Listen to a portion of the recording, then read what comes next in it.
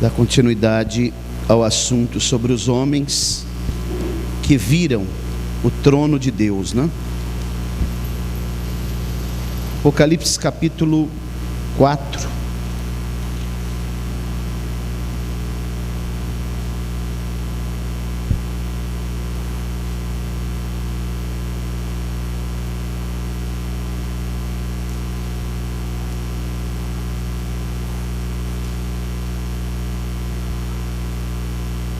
A partir do versículo 1. Todos acharam? Vamos ler a santa, bendita e eterna palavra do Senhor. Depois disso, eu olhei, e eis que uma porta estava aberta no céu, e a primeira voz que eu ouvi era como se fosse de uma trombeta falando comigo, que disse: sobe aqui e te mostrarei as coisas que acontecerão daqui em diante. E imediatamente, presta bem atenção nessa palavra, imediatamente, estava eu no Espírito, e eis que um trono estava posto no céu, e assentado no trono, e um assentado no trono. E aquele que estava assentado era semelhante na aparência a pedra de jaspe de sardônica, e havia um arco-íris ao redor do trono, pelo que parecia uma esmeralda. Uma tradução aí deve falar assim, verde, né? Um arco verde. E ao redor do trono havia 24 assentos, e sobre os assentos eu vi 24 anciãos, assentados, vestidos de vestes brancas, e eles tinham sobre suas cabeças coroas de ouro. E do trono saíam relâmpagos, trovões e vozes, e havia 7 lâmpadas de fogo queimando diante do trono, que são os 7 Espíritos de Deus. E diante do trono havia um mar de vidro, semelhante ao cristal, e no meio do trono e ao redor do trono havia 4 animais cheios de olhos, na frente e atrás. E o primeiro animal era semelhante a um leão, o segundo animal semelhante a um bezerro, o terceiro animal tinha uma face como de um homem, e o quarto animal era semelhante a uma águia voando. E os 4 animais tinham cada um deles 6 asas ao redor, e eles estavam cheios de olhos por dentro, e eles não descansam nem de dia nem de noite, dizendo: Santo, Santo, Santo, Senhor Deus Todo-Poderoso, que era, que é e que há de vir. E quando os animais dão glória e honra e graça àquele que está assentado no trono, o que vive para sempre e sempre, os 24 anciões caem prostrados diante daquele que está assentado no trono, e adoram aquele que vive para sempre e sempre, e lançam as suas coroas diante do trono, dizendo: Tu és digno, ó Senhor, de receber glória e honra e poder, porque Tu criaste todas as coisas, e para o Teu prazer existem e foram criadas. Podemos dizer amém? Glória a Deus. Irmãos, esse daqui é mais um personagem então que contemplou, visualizou o trono de Deus e visualizou o Cristo glorificado também, né? O apóstolo João. Então aqui nesse texto existem algumas coisas aqui bem interessantes e necessárias da gente saber. Primeiro, que quando a Bíblia diz depois disto, sempre está mostrando um advérbio de tempo. Quando fala depois disto, então, sempre um advérbio de tempo, passou um tempo, né? Depois que ele viu, ele tinha tido algumas visões,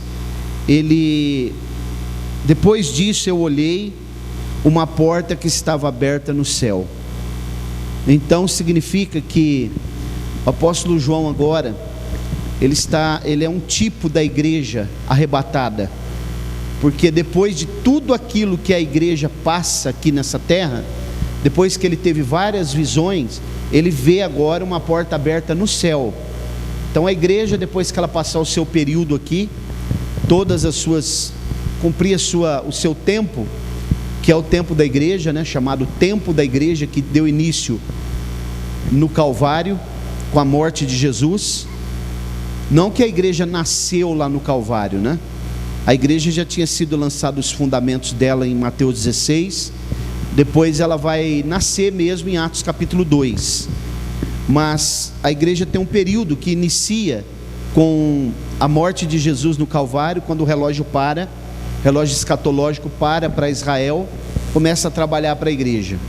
Quando a igreja for tirada, eu já ensinei aos irmãos, o relógio da igreja para e volta a funcionar novamente o relógio para Israel.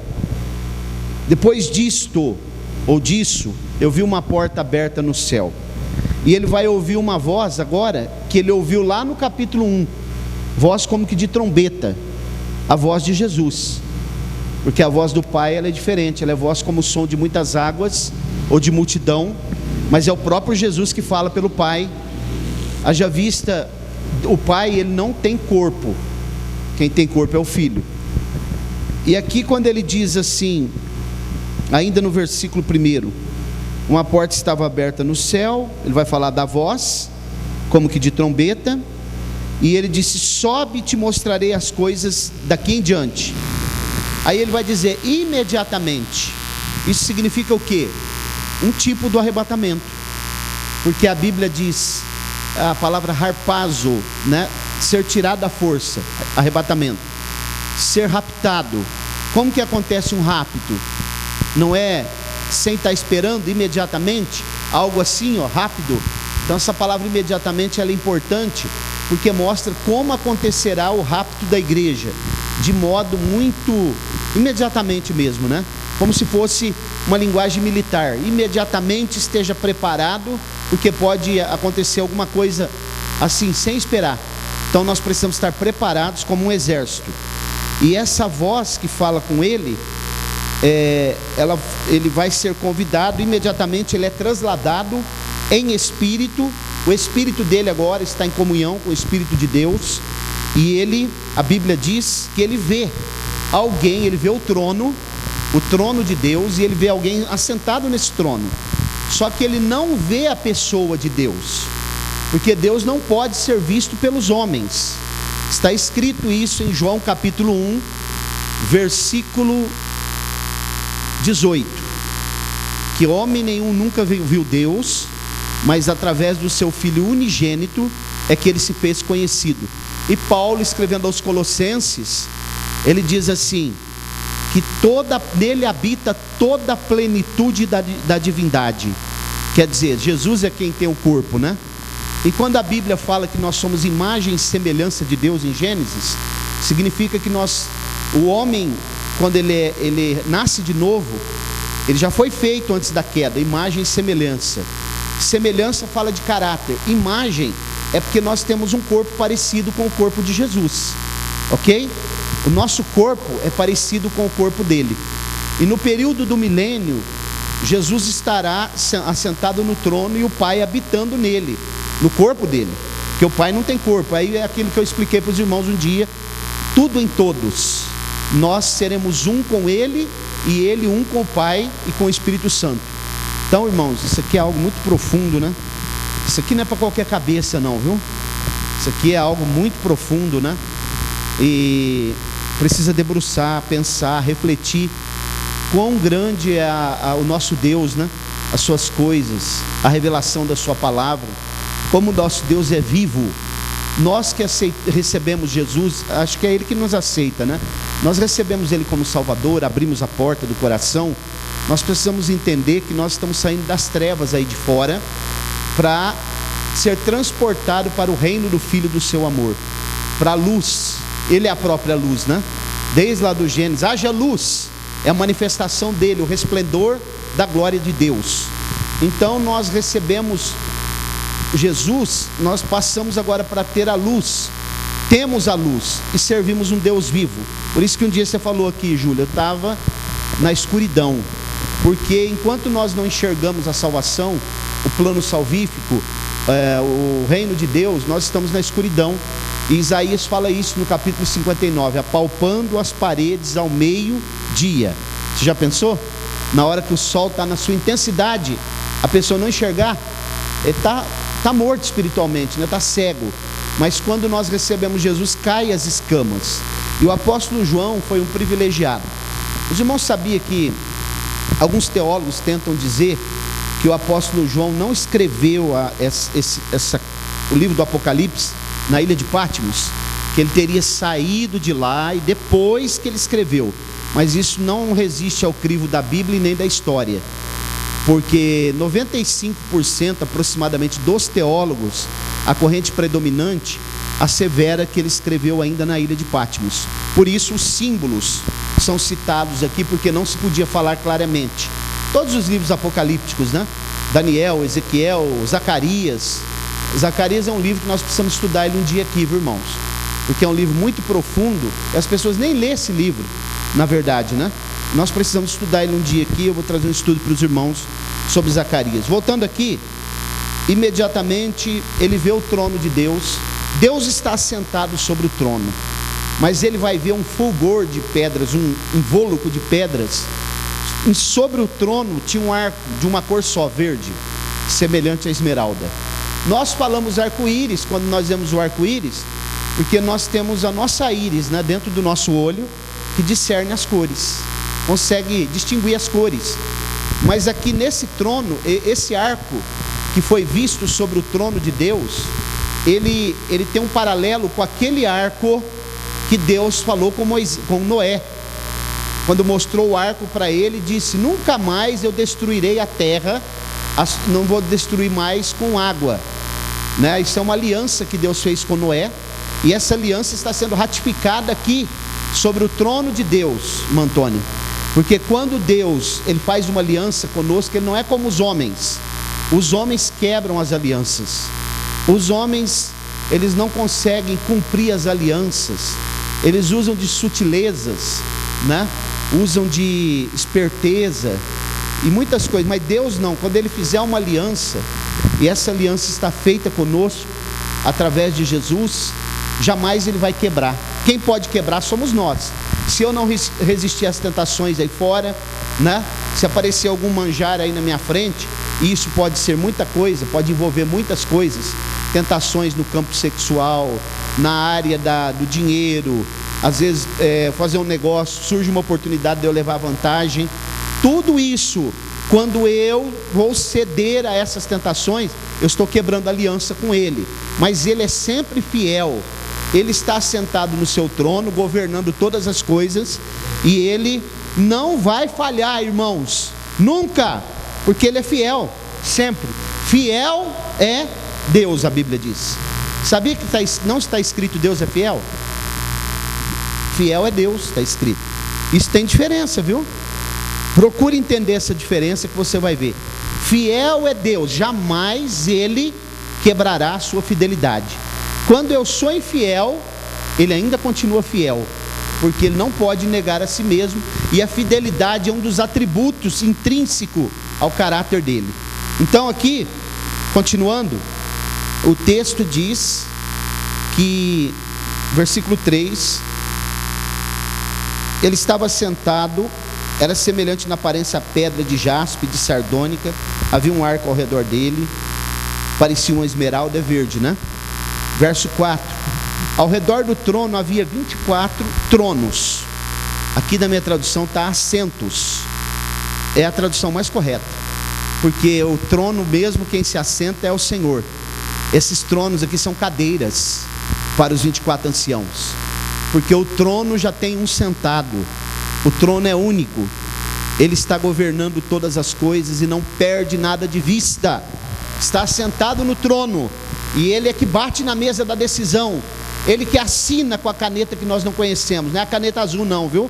Estão falando por aí de fazer até tema de mensagem, não é a caneta azul, essa caneta azul acaba a tinta, a dele não, a dele é a caneta da eternidade que governa os homens, governa a terra, governa as instituições, governa todos os desígnios do ser humano, porque a caneta dele não vai acabar a tinta nunca, e ele não vai ser removido do poder. Vai passar aí 4 anos, Se o nosso presidente ganhar outra eleição, ele vai mais 4. Aí tem que sair. Nosso Deus não. Continua lá. Soberano, magno, né? Grandioso, governando todas as coisas. Os anciãos estão nas cadeiras, 24 anciãos, já ensinei aos irmãos. A gente tem que fazer um paralelo com o primeiro livro das Crônicas, capítulo 24. Vamos dar uma olhada nesse texto para a gente entender aqui. Primeiro livro das Crônicas, o capítulo 24. Entender os turnos aqui. Isso aqui, irmãos, é violento que nós vamos ler aqui agora. Por isso que eu estou falando que não é para qualquer cabeça.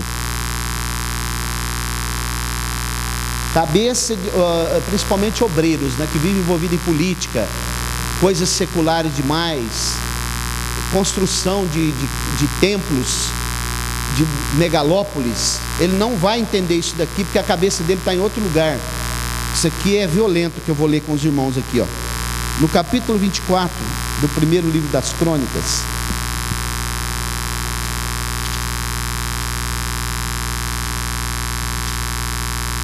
diz assim a palavra do Senhor a partir do versículo. Vou ler aqui alguns versículos a partir do versículo 1. Ora, essas são as, como está na sua Bíblia aí? 1 Crônicas 24, versículo 1 em diante. Estas são as divisões. Está escrito aí? Divisões dos filhos de... Quem eram os filhos de Arão? Os sacerdotes que coordenavam todo o trabalho no templo, né? Vai citar os nomes aqui. Aí vai falar de Eleazar, Itamar, Nadab e Abiú. Verso 2, porém Nadab e Abiú morreram porque fizeram besteira, né? Levaram fogo estranho diante do Senhor. Irmãos, não adianta nós fazer as coisas do nosso jeito. Tem que ser do jeito dele. Tem pessoas que não... mas eles morreram. Nós não vamos talvez morrer fisicamente, mas existem pessoas que já morreram, irmãos, espiritualmente, porque não fazem as coisas segundo Deus orienta. A palavra de Deus morre espiritualmente. Deus tira a mão. Os irmãos já ouviram falar de tirar a mão? Tirar a mão? Existem coisas tão simples. Eu estava me lembrando, acho que eu já dei até um testemunho aqui para os irmãos um dia. Vou lembrar aqui. Coisas tão simples. Deus, Júlio, ele tem uma maneira de trabalhar nos mínimos detalhes e ele não abre mão disso. É por isso que às vezes nós queremos ser abençoados e não somos. Um dia eu fiz uma viagem, quando eu estava lá no campo de Tupã ainda, trabalhando lá, nós fomos para São Paulo. Nós ia quase todo mês para lá. Nós estávamos viajando e paramos num restaurante na estrada, aqueles restaurantes do Graal, e entramos lá, estava cheio de obreiros, bastante obreiros, né? E o pastor presidente não tinha ido aquele dia, mas ele mandou o vice-presidente, pastor Osmar. E eu entrei lá no banheiro, lavei as mãos, voltei. E aí, quando eu cheguei no balcão lá, os obreiros, ou melhor, eu fiquei lá no banheiro, aguardei, fiquei na porta do banheiro, fiquei esperando o pastor, o vice-presidente sair. Ele que estava dirigindo a comitiva, falar assim. E os obreiros já foram tudo lá para o balcão. E chegaram lá e... me dá isso aqui para mim, me dá aquilo outro, né? E eu fiquei, eu e mais um pastor esperando. E ficamos lá. E aí eu fui saindo, né? Falei, não vai esperar o pastor? Aí o irmão, o pastor que estava comigo, não, deixa ele, vai demorar aí. Então vamos lá. Aí eu cheguei lá, irmãos, fiquei observando uma coisa. Eu encostei no balcão assim, não pedi nada. E eles foram pedindo para a moça, e as moças estavam todas livres, irmã Maria Amélia. Olha como Deus ensina as lições para nós. E aí, me dá isso aqui para mim, eu quero isso. E a moça assim, ó. Tá? Mas não servia a eles. E eu fiquei esperando. Não servia. O outro pedia também, não servia. Os irmãos sabem como funcionam esses restaurantes, eles são rápidos, né? Aí de repente vem vindo o pastor lá, o vice-presidente. Chegou, encostou assim no balcão, Ana, e falou assim, dá um pastel para mim. A moça pegou o pastel e começou a servir todo mundo. Que é isso, irmãos? Deus estava nos ensinando lições. Nós tínhamos que ter esperado Ele, irmãos. Eu entendi na hora. Depois eu entrei na caminhonete.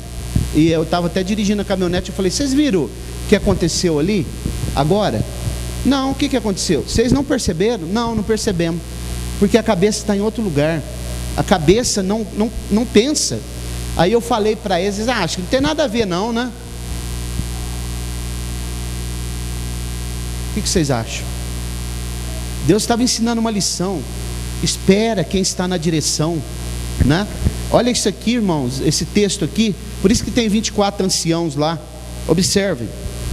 Nadab e Abiú morreram antes de seu pai, antes do seu, que é natural, morrer antes do pai, os filhos enterrarem os pais, ou os pais enterrarem os filhos.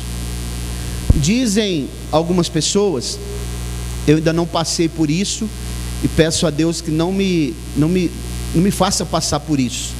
Talvez eu não tenha nem estrutura para isso, mas dizem quem já perdeu um filho, que não existe coisa pior, né? Diz que é a coisa pior que existe. Parece que o coração está sendo arrancado. Eu vi uma mulher falar, meu coração foi arrancado, ela falou, porque ela perdeu o filho, me arrancou o coração. E esses dois aqui morreram antes do pai. E sabia que o pai não podia chorar ainda? O sacerdote não podia chorar, nem ter luto por causa dos filhos. Eles perderam a vida porque foram desobedientes. Não desobedeça a Deus, irmãos. Ainda que venha tentações, ainda que ofereça algum prato para você, não desobedeça, porque as consequências vão ser grandes, vão ser terríveis. Versículo 3: Davi distribuiu, tanto Zadok, esse personagem aqui, ó, nós precisamos estudar muito a vida dele. Zadok é um personagem que vai ser a linhagem dele, a descendência de Zadok, por ele ser fiel, vai servir o tabernáculo, o templo lá no milênio, porque esse homem foi fiel a Deus, num período de infidelidade, num período de crise no meio sacerdotal, ele foi fiel. A sua descendência, né? A descendência desse homem chamado Zadok foi fiel a Deus, e Deus, ele leva em conta a fidelidade em tempo de crise, em tempo de que as pessoas não estiverem sendo fiéis, o sacerdócio se corromper, no tempo que você vê a igreja corrompida, seja fiel, porque Deus, ele vai tratar a tua fidelidade, vai dar herança para você e talvez para a tua posteridade por causa da tua fidelidade. Seja fiel, irmãos, ainda que ninguém seja, todos seja fiel. Você quer ver a sua família bem? Você quer ver os teus filhos crescer na igreja, na casa de Deus, ser bem-aventurado, depois ser alguém que vai ser usado por Deus? Seja fiel em todas as instâncias da sua vida. Deus há de cuidar dos seus filhos, da tua casa sempre, porque se você é fiel, Deus leva em consideração. Vocês já leram a história de Davi, que ele foi fiel à aliança que ele fez com Jonatas, e depois ele foi buscar Mefibosete lá no Lodebar. Sabe o que significa Lodebar, irmão Roldão? Lodebar, lô de barro, lugar esquecido, favela, lugar terrível, lugar que era tão quente que dizem a tradição, eles acreditavam que um cachorro, um cão, se ele começasse a andar muito no sol, ele morria, fulminado de tanto sol que tinha, mais de 50 graus naquele lugar. Deus lembrou de um homem chamado Mefibosete. Davi estava no seu palácio, e a Bíblia diz que ele pegou o livro das crônicas, começou a olhar, tentando lembrar se havia alguém da casa de Saul, para ele usar de benevolência, porque ele tinha feito uma aliança com seu amigo Jonatas. Ele não achou ninguém, chamou Ziba. Ziba era um criado da casa de Saul, e ele disse assim: tem alguém ainda? Sim, só que ele está lá em Lodebar e ele é manco, ele é aleijado de ambos os pés. Ele falou isso porque Davi tinha feito um voto que jamais entraria um aleijado no seu palácio. Mas quando Deus está no negócio, os reis têm que quebrar a aliança, os reis têm que voltar a palavra atrás, porque Deus é o Senhor de tudo. Seja fiel em tudo aquilo que se apresentar diante de você, e deixa que Deus cuida de você na vida e na morte. Na vida e na morte. Olha aqui, versículo 2, não, versículo 4, saiu aqui, o vento bateu, Preste bem atenção. Olha o versículo 4. O que a Bíblia está nos ensinando. O 3. Davi distribuiu tanto Zadok dos filhos de Eleazar como Aimeleque e dos filhos de Itamar, segundo os seus ofícios no seu serviço. Havia mais chefes encontrado dos filhos de Eleazar do que nos filhos de Itamar, e eles foram divididos.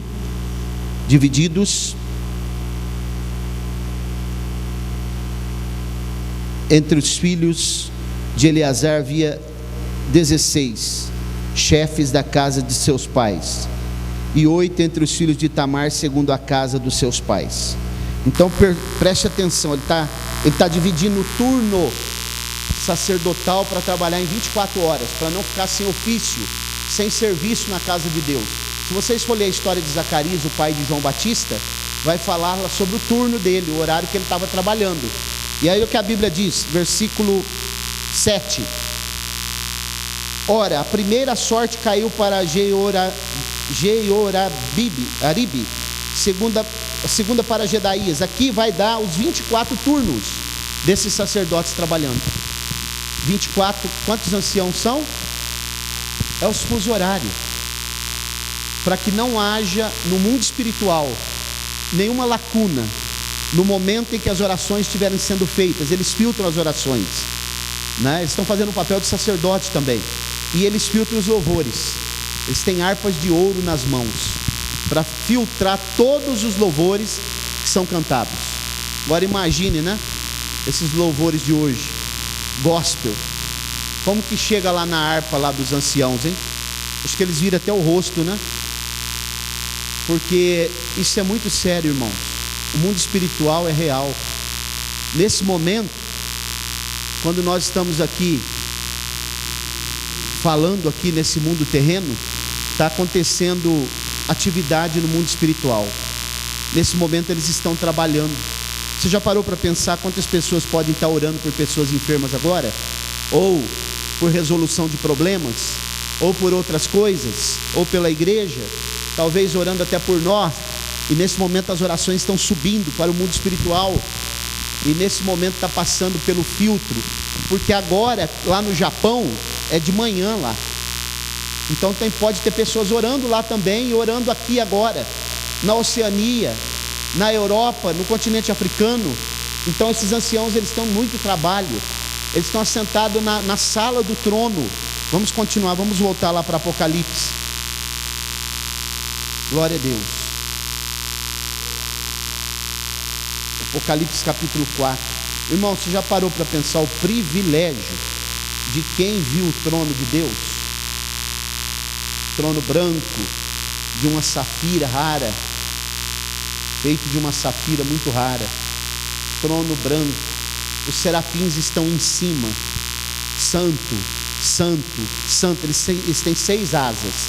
Os querubins estão na parte de baixo. Você sabia que a palavra serafins, chamar, significa anjos de fogo? Anjos de fogo.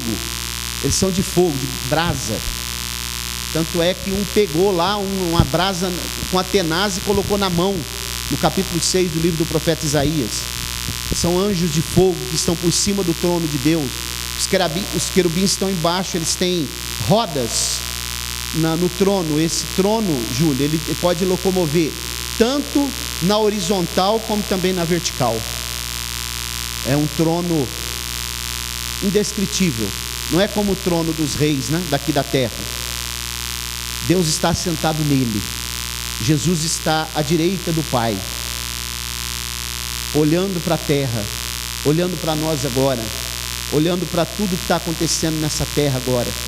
As reuniões que os homens estão fazendo agora no oculto, na calada da noite, as pessoas que estão sendo mortas agora, os negócios errados, os embaraços que os homens estão envolvidos nesse momento, né? As tramóias, as sutilezas, as mentiras que os homens contaram hoje. Tudo isso ele está vendo. As manobrazinhas que às vezes eu faço para ajeitar uma situação na minha vida, Deus está olhando nesse momento do seu trono. E a Bíblia diz que ele se inclina para ver a terra. Você pode glorificar ele? Isso aqui é sério, irmãos. Isso aqui é verdade. Glória a Deus. Capítulo 4 de Apocalipse. Versículo 4. Ao redor do trono havia 24 assentos, cadeiras.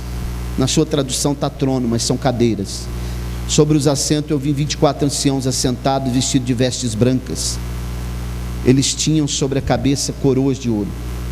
Esses 24 anciãos, além da função que eles têm de filtrar as orações e filtrar os louvores, eles terão um papel, irmã Maria Amélia, preponderante durante o período do juízo final, porque eles vão se assentar nas suas cadeiras, 24 cadeiras, para poder julgar as tribos de Israel e julgar os ímpios e julgar os anjos. 12 são representantes da igreja. Por isso que a Bíblia fala que a igreja vai julgar os anjos caídos. 1 Coríntios capítulo 6. Porque esses 12 representam a igreja, os 12 apóstolos, e os outros 12 representam a nação de Israel. É um número governamental, 12. Então não vai escapar ninguém do julgamento. Ninguém. Você já ouviu aquele hino Amanhã do Juízo? Já ouviu? Esse hino, irmãos, baixa lá no YouTube. Manhã do Juízo. Ele conta, dá um panorama do que vai acontecer nesse dia. Esses 24 anciãos, eles têm coroas. Isso fala de honra. Essa coroa que eles têm na cabeça não é como a coroa de Jesus, porque a coroa de Jesus, a própria tradução, quando se refere, o texto original, quando se refere à coroa de Jesus, é diferente. Isso daqui é uma coroa de vencedor, como se alguém que vence numa Olimpíada, por exemplo, né? É a palavra Stéphanos aqui. A coroa de Jesus, ela é diferente, é diadema. A palavra coroa para Jesus é diadema. Pode ler no capítulo 20 do Apocalipse 19. A Bíblia diz que ele tinha 24 diademas. É o capítulo 19, né? Deixa eu ver se é isso mesmo. Rei dos reis, Senhor dos senhores, montado num cavalo branco. Capítulo 19 do Apocalipse, versículo 11. Vi o céu aberto, e eis um cavalo branco que estava sentado sobre ele. Era chamado de Fiel e Verdadeiro, e com justiça julga e peleja e guerreia. Seus olhos eram como chama de fogo, e sobre a sua cabeça havia muitos, né? Não é 24, é muitos, não dá para contar. Muitos diademas, muitas coroas. Diadema é coroa de rei, Stéphanos, coroa de vencedor, coroa daquele que for fiel até o fim. Coroa de glória são para aqueles que pastorearem o rebanho segundo o modelo da Bíblia. Coroa de justiça são para os ganhadores de alma, que ganharem alma. Evangelista, não esses evangelistas que andam de púlpito em púlpito, só pregando por aí, não é nada disso. São ganhadores de alma, independente dele ter o título aqui do homem de evangelista ou não. Aqueles que levarem muitas almas aos pés do Senhor. Glória a Deus. Capítulo 4 de Apocalipse. Eu não vou ser cansativo, não.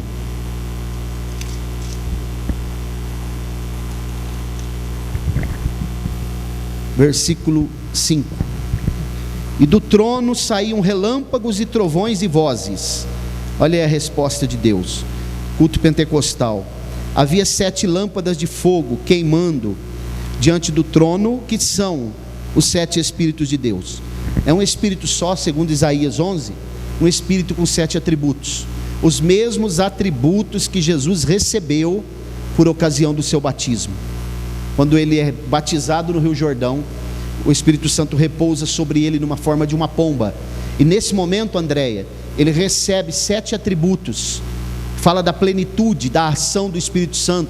E Jesus, tudo que ele fazia, ele dependia da ação do Espírito Santo como homem, porque ele estava desprovido despido dos seus atributos de divindade, como homem. Então o Espírito Santo orientava ele conhecia o pensamento dos homens, né? Quando ele falou com a mulher samaritana em João capítulo 4, ela falou assim: Senhor, vejo que és profeta, porque ele contou a vida daquela mulher, né? Ele falou o que aquela mulher precisava ouvir. Glória a Deus. Você está disposto a ser instruído por essa palavra até o fim da sua jornada? Está disposto a praticar o que está aqui nessa palavra? Ainda que seja difícil, ainda que os homens não queiram, ainda que crie, né, nós podemos adquirir muitos inimigos gratuitos, às vezes até dentro da família. Mas irmãos, é indescritível o que vai acontecer com a igreja quando a igreja for arrebatada. No momento que a igreja se encontrar com o Senhor, as visões do céu, a sala do trono. Olha aqui, versículo 5: diante do trono havia um mar de vidro, na sua aí deve ser mar de cristal, né? Semelhante ao cristal. No meio do trono e ao redor do trono havia 4 animais cheios de olhos, na frente e atrás. Isso aqui são os querubins. A palavra é querubim, querubins. Eles estão debaixo do trono de Deus. Esse mar de cristal, João não conseguiu explicar, irmão Roldão. Ele viu o piso da sala do trono, como fosse esse piso aqui. Ele viu o altar de incenso, o trono de Deus. Ele viu o candelabro. No capítulo 19 ele ainda viu a arca da aliança também. E ele diz assim: o mar como se fosse de vidro, mar de cristal, o piso. O único lugar onde tem fogo, água e gelo juntos. Tenta pôr água, fogo e gelo aí junto. O fogo derrete o gelo, a água apaga o fogo. Mas lá não. Lá o poder de Deus quebra as leis da física, da natureza. Não existem essas leis lá. Por isso que nós não vamos ser limitados. O corpo que nós receberemos não vai ser limitado. Podemos voar, irmão, sabia? Vamos poder voar, ir lá, voltar aqui. Isso a Bíblia nos ensina. Não haverá tristeza, enfermidade, dores. Não, você já sonhou voando? Por que você sonha voando? Porque o espírito não tem limitação. Entrando no fogo, na água, andando de carro, de repente você já está numa bicicleta. Isso daí é o nosso espírito. A igreja fiel, ou aqueles que passarem pela transformação, forem revestidos de incorruptibilidade, alcançarão essa dádiva. Não vai ter limitação. A única limitação que nós teremos é que nós não seremos onisciente, nem onipresente, nem onipotente. Isso aí é Deus. Se nós tiver isso, o Deus era nós, né? Mas irmãos, pare para pensar. Jesus falou, né, para os saduceus: no céu não se casa, não se dão casamento, serão como os anjos. O que os anjos podem fazer? Eles têm 2 corpos, um espiritual, um corpo. Eles podem vir aqui, um corpo espiritual. Eles podem vir aqui no mundo físico, eles só não aparecem. E nós temos 2 corpos. Parou para pensar? Um físico para viver aqui e outro espiritual, que é o nosso homem interior. Quando nós formos revestidos, o nosso corpo, essa aparência que nós temos, ela será revestida de incorruptibilidade, de imortalidade. Nós não morreremos mais e teremos acesso, tanto ir lá como vir aqui na terra. Isso no final de tudo, né? Chamada mesma grei. Você já parou para pensar isso, irmão? Nossa cabeça não alcança. Se tiver alguém na internet aí, pense sobre isso. Pense nisso. Nossa mente não alcança. Quando Paulo, no capítulo 12, no capítulo 11 de Romanos, ele canta um hino. Você já leu lá o hino que ele canta? E ele diz assim: ó profundidade da riqueza e da sabedoria de Deus. Isso é muito profundo, irmãos. Nós não podemos alcançar, nós somos pequenos, limitados, né? Débil, nós não conseguimos. Mas a Bíblia está nos prometendo tudo isso. Agora, para isso, o que tem que fazer? viver de qualquer jeito aqui na terra, tranquilo. Hoje eu conversei com um rapaz, ele falou para mim assim: eu fiz um financiamento no Banco do Povo, e o senhor não quer fazer um também? Como funciona? Eu falei para ele. Ele falou: não, o senhor vai lá e pega o dinheiro. Mas como assim? Não, o senhor tem que arrumar umas notas, né? Entenderam, né? Aí eu falei para ele: mas isso aí é falcatrua. Não, mas o senhor sabe como é que é, né? Funciona aqui no Brasil. Aqui é tudo na base do esquema, né? Mas não tem problema não, eu pago direitinho depois, está tudo certo. Pessoa que já frequentou a igreja. Aí, irmãos, como que uma pessoa assim, ela pode anelar o céu? Essas coisas, não vai, irmãos. Não pode. Até porque a carne e o sangue não pode entrar lá. Tem que ser transformado. Tem que passar por uma mudança chamada metanoia na Bíblia. Mudança profunda. Vamos mais um pouquinho. Verso 6. E o primeiro animal era semelhante a um leão. Verso 7. A Bíblia no 6 diz que eles têm olhos. Eles têm olhos. Aonde? Aonde está escrito que eles têm olhos? Atrás e na frente. Sabe o que significa isso? A onisciência de Deus. Deus enxerga em todos os lugares. Todos os lugares. Nós, para enxergar aqui atrás, temos que olhar assim, ó. Deus não. Ele está vendo tudo nesse momento. Ele não é limitado. Verso 7. O primeiro animal era semelhante a um leão. O segundo semelhante a um bezerro. Isso aqui tem um paralelo com o capítulo 1 de Ezequiel, né? O terceiro animal tinha uma face como de um homem. E o quarto animal era semelhante a uma águia voando. Fala dos 4 evangelhos também. E o leão simboliza Jesus como rei. Quem é o rei dos animais? Jesus é o rei, é o leão da tribo de Judá. O leão audaz, principal, né? Aí ele vai falar aqui como bezerro, né? Segundo animal semelhante ao bezerro. Marcos, Evangelho de Marcos. Leão, Mateus. Bezerro, Marcos. Jesus como sendo oferecido no nosso lugar. Terceiro rosto de homem, Lucas, Jesus Cristo, o Filho do homem. E o outro semelhante a uma águia universal, João. Ele prega, ele fala para todos os povos. A águia fala da rapidez também. Imediatamente me achei no céu. Arrebatamento, ser tirado rápido. Não vai dar tempo para tomar santa ceia. Eu já falei aqui uma vez. Não vai dar tempo para confessar o pecado escondido. Não vai dar tempo para buscar aconselhamento pastoral. Não vai dar tempo de parar de mentir.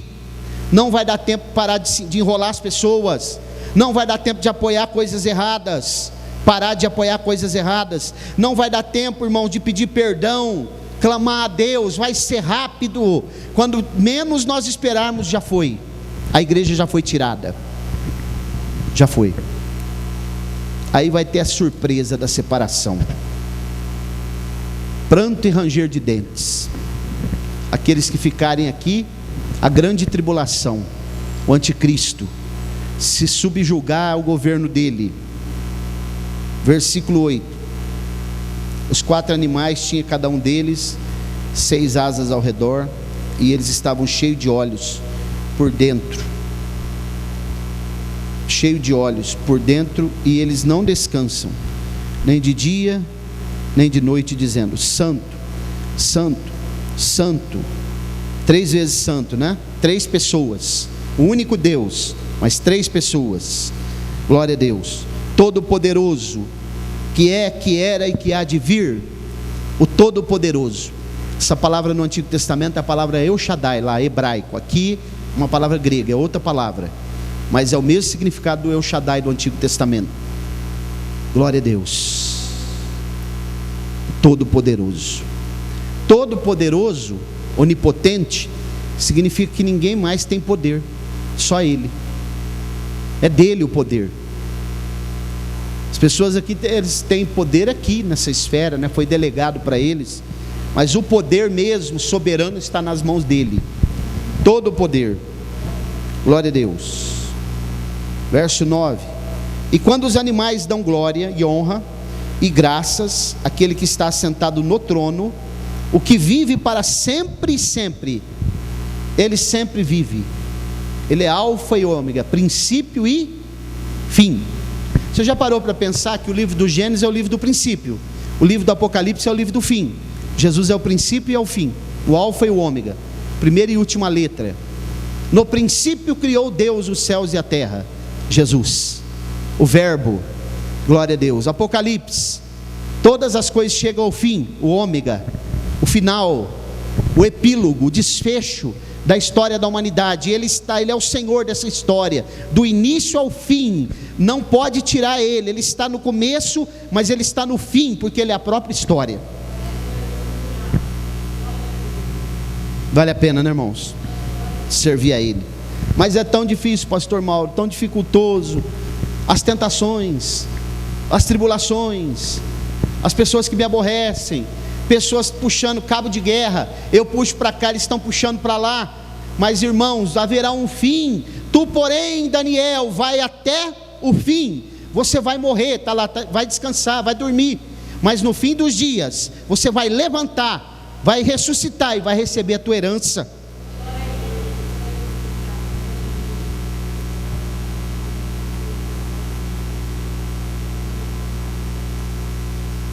Nosso Deus é o Todo-Poderoso. Glória a Deus, Todo-Poderoso. Hoje nós recebemos a notícia do pastor Geraldo, né? Ele está internado ainda, apresentou uma pequena melhora. Deus é o dono da vida, né? Não sabemos se ele vai viver, mas como alguém pode viver, irmãos, sem passar sangue para o coração? Está vivo, sem passar sangue para o coração. Os médicos não têm o que fazer, não tem como operar, não tem como fazer nada, não tem o que fazer, só orar. Se ele tiver que viver, Deus é o dono da vida. O nosso Deus, irmãos, ele cumpre o propósito dele na nossa vida. Ainda que os homens digam que não, os médicos, os magistrados, mas o Senhor é ele, o poder é dele, Júlio, sempre. Glória a Deus. O poder é dele. Ele é o dono de tudo, dono da Cutrale, ele é dono. Alguém está lá dizendo ser dono, mas o dono é ele, dono das grandes empresas, dono do ouro e da prata. Minha é a prata, meu é o ouro. Glória a Deus, dono de tudo, Todo-Poderoso, Senhor da vida, Senhor do vento, do mar, Senhor das estrelas. Glória a Deus, dos passarinhos, tudo está sob o controle dele. Glória a Deus. Por isso, irmão, nós temos que descansar nele sempre. Fidelidade e descansar nele. E como vou repetir aquela frase que do pastor Raul lá de Oswaldo Cruz, nós temos que ter fidelidade para viver e fé para morrer. Fidelidade aqui, depois acreditar na vida eterna, fé no momento de partir. Estou indo para o fim já, terminar. Glória a Deus. Versículo 9, 10. E os 24 anciãos caem prostrados diante daquele que está sentado no trono, e adoram aquele que vive para sempre e sempre, e lançam as suas coroas diante do trono, dizendo: Tu és digno, ó Senhor, de receber glória e honra e poder, porque Tu criaste todas as coisas, e para o Teu prazer elas existem e foram criadas. É um paralelo aqui com Colossenses 1, versículo 15 em diante, 15 e 16. Tudo foi criado por Ele. Os homens não criam nada, eles só descobrem alguma coisa, descobrem um petróleo ali, descobrem uma equação aqui, descobre a cura de uma enfermidade ali, porque tudo já está criado. A cura das enfermidades já está criado, está tudo aí. Eles não descobriram ainda, eles ainda não conseguiram, porque são limitados, eles não entendem nada da mente humana ainda, muito pouco, nada. Um filamento de uma célula, a célula não dá para ver, só no microscópio. Um filamentinho só daria para encher uma biblioteca com 1000 livros de informação científica. Nós temos bilhões e bilhões de células. Quem sabe tudo isso? Deus. Glória a Deus. Conhece tudo. Nossos órgãos, todos. Você sabia que os nossos órgãos vitais não dói, irmão? Nenhum deles dói. Sabia, Júlio? Nenhum dói. Coração não dói. Fígado não dói. Os rins não dói. O pulmão não dói. O que dói são os músculos e os nervos que estão atrelados a eles. Estou com cólica de rim, dor no rim. Não é no rim. É quando ela se locomove. Enquanto ela está no rim, não tem dor. Quando ela sai e vai para o canal, aí começa a dor. Ela está se movimentando dentro do canal, que está cheio de terminações nervosas. Deus conhece tudo isso daí. Ele sabe tudo onde está. Tudo Ele criou. Aquelas informações de como o organismo, a mente vai passando para cada órgão trabalhar, fazer, executar. O fígado não pode fazer o que o rim faz. Vai trabalhando, nós somos a máquina mais complexa que existe. Quem fez? Do barro, do pó, né? Do pó da terra. Irmãos, como pode alguém não acreditar em Deus? Né? Obra do acaso? Não. Ele criou tudo. Abra sua Bíblia, último versículo para nós terminarmos. Hebreus capítulo 11. Os homens que viram o trono de Deus. Glória a Deus.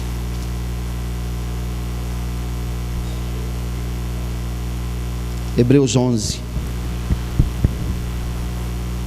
Glória a Deus. A fé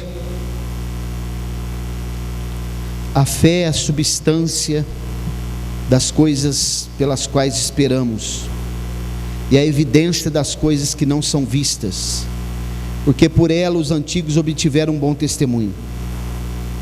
Através da fé entendemos que os universos, aí está mundos na tradução de vocês, mundo espiritual e mundo físico, foram moldados pela palavra de Deus, de modo que as coisas que são vistas não foram feitas das coisas que aparentam ser, foram feitas modelo de lá.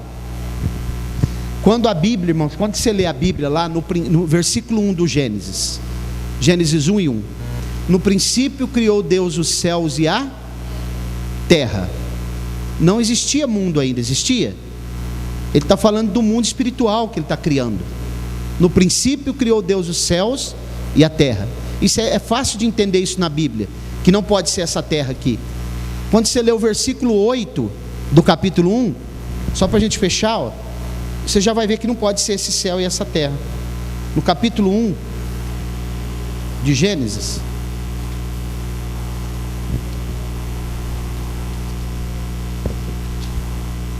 o céu que nós olhamos aqui, firmamento, só foi feito lá pelo versículo 8.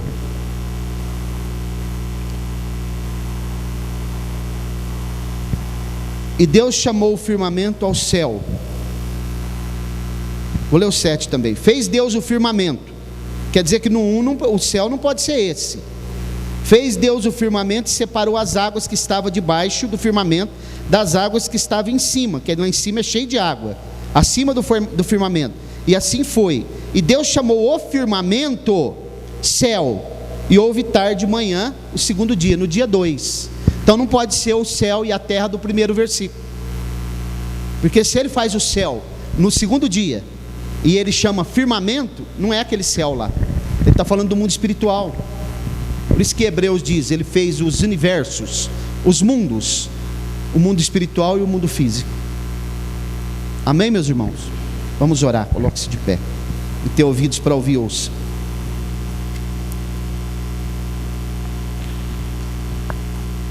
Vem orar, irmã Maria Amélia, por favor.